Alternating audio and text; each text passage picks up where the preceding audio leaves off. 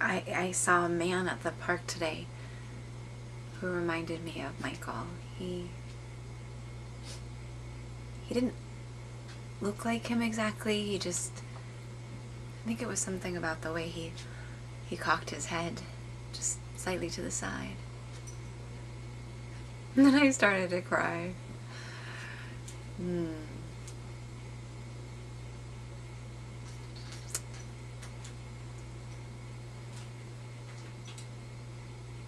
mean, I don't ever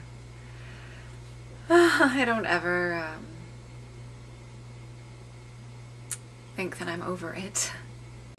Do you ever?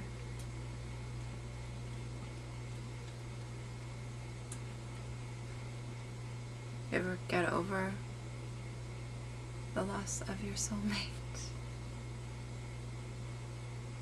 I know people use that term a lot. It's sort of overused, but God, he was my soulmate. Ugh. My friends, when they saw us together, they just said, oh my gosh, you know, you guys are perfect for each other. That's how we met, actually. A mutual friend of ours basically said to each of us, I know someone who would be perfect for you. And you know how when someone's setting you up for a blind date and they're telling you that the other person is perfect for you, you're thinking, yeah, they're sure, yeah. And you agree because you want to humor them because they are your friend and you love them, but you're thinking there's no way in hell that this person is perfect for me. And then we met, and he was kind of perfect. He picked this great restaurant, not too fancy, but not a complete hole in the wall, and the food was amazing. And it was romantic, but not too romantic for a first date. There's all these sort of, I don't know, these little markers, right? These things that you measure a date by. And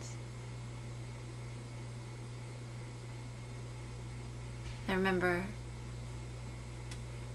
when we were saying goodnight, he kissed my cheek, and then he kissed me here, and then he kissed me.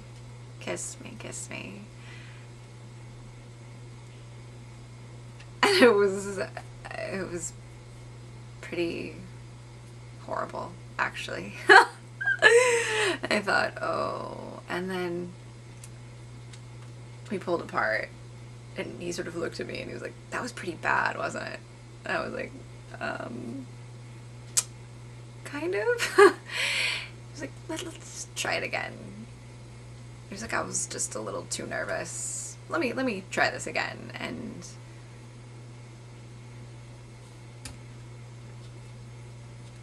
for the first time in my life, I got like my brain went black. Which as a woman, that never happens. Never. Brain never goes black. Constantly churning, little gears moving. But no, my brain, blank, black, brain engulfed, hormones, I don't know what, but it was, whoo! And I was like, hello. So, this is what kissing is really all about. Oh, wow. I've been missing out. Really missing out.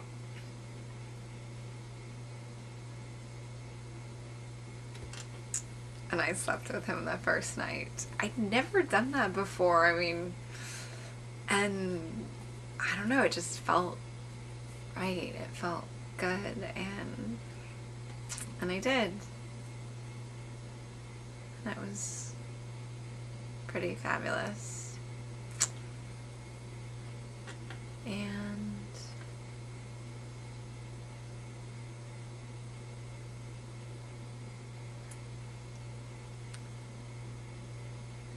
I don't know if it all had to be so fabulous because we weren't going to get very much time together.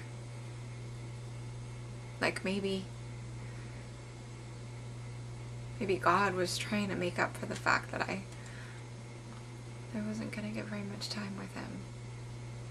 So everything was really amazing.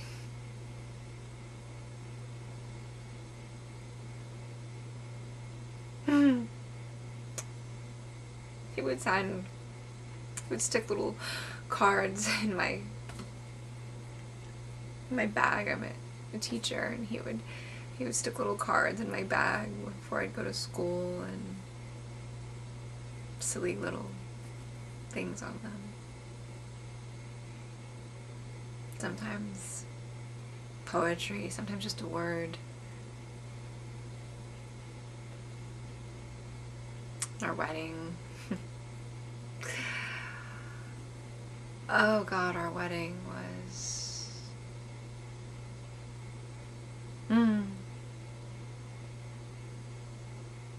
perfect. It was small, just 50 people, 50 of our closest family and friends, and it was beautiful.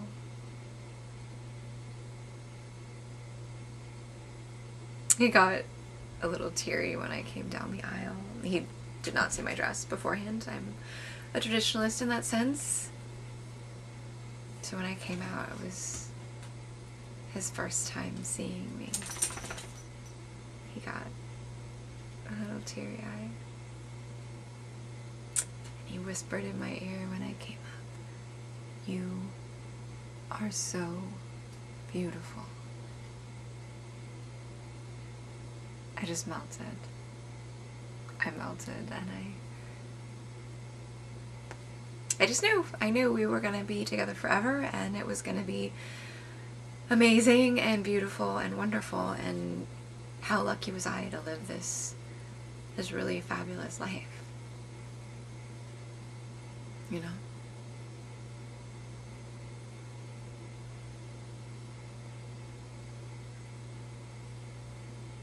I think that's the kind of the funny thing about tragedy, right? Is that you don't see it coming. It doesn't wave a flag at you. It doesn't say, "Hey, watch out. I'm just around the corner," only you don't know it. So you're just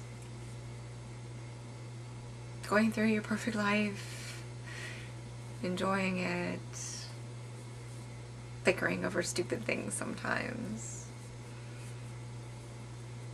"Babe, please don't use that sponge. That one's for the pans, not the counter."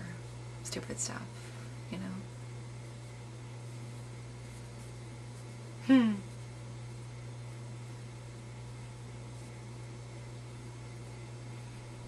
Yep, it's just...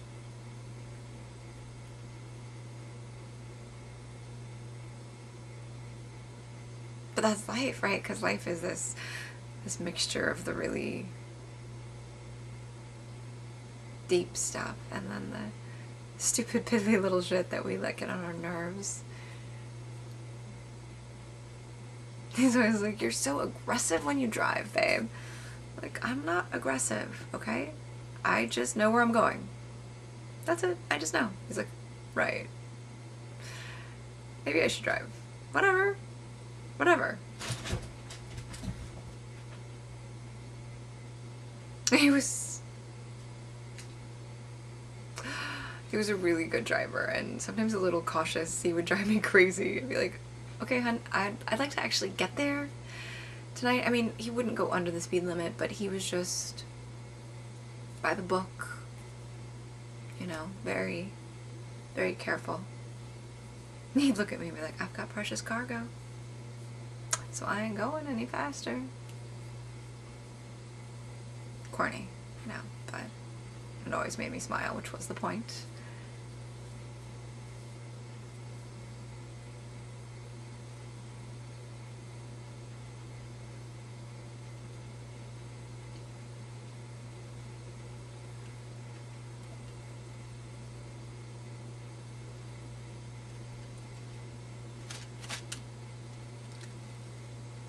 And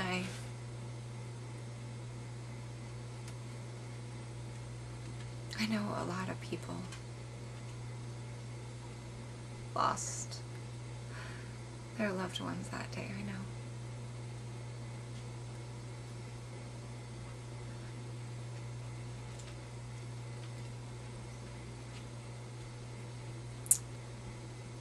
I was in with my kids. And one of the teachers comes in and says, Angie, you need to come here.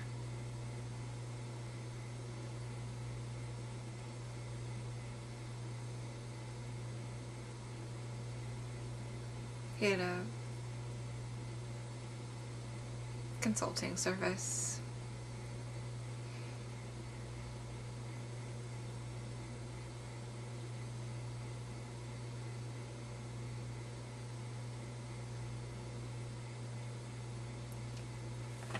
And I had a voicemail from him.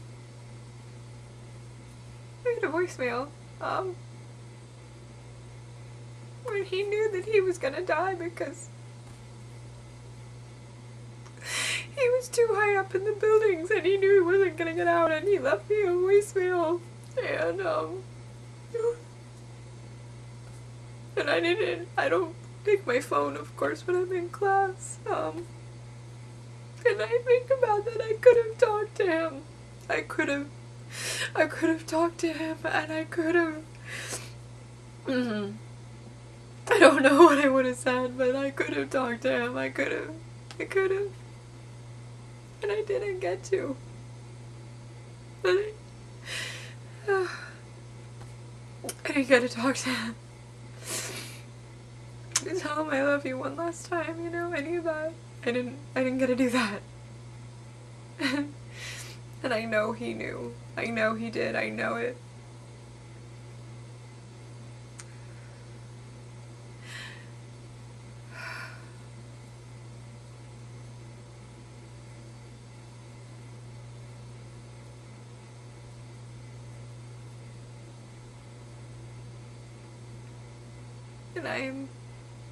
And I don't regret any of it. I don't regret loving him, and I do regret losing him. I hear people who were late that day who, you know, missed their train, or, and I think, why couldn't that have been him? Why couldn't that have been him?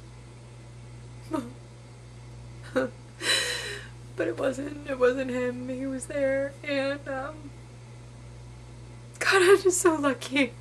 I am so lucky that I got to know him, that I got to love him, that I got to be loved by him. I'm so lucky. Only on days like today, I just don't feel so lucky.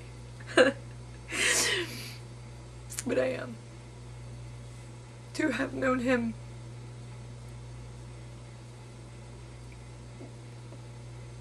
was a beautiful thing. It was a beautiful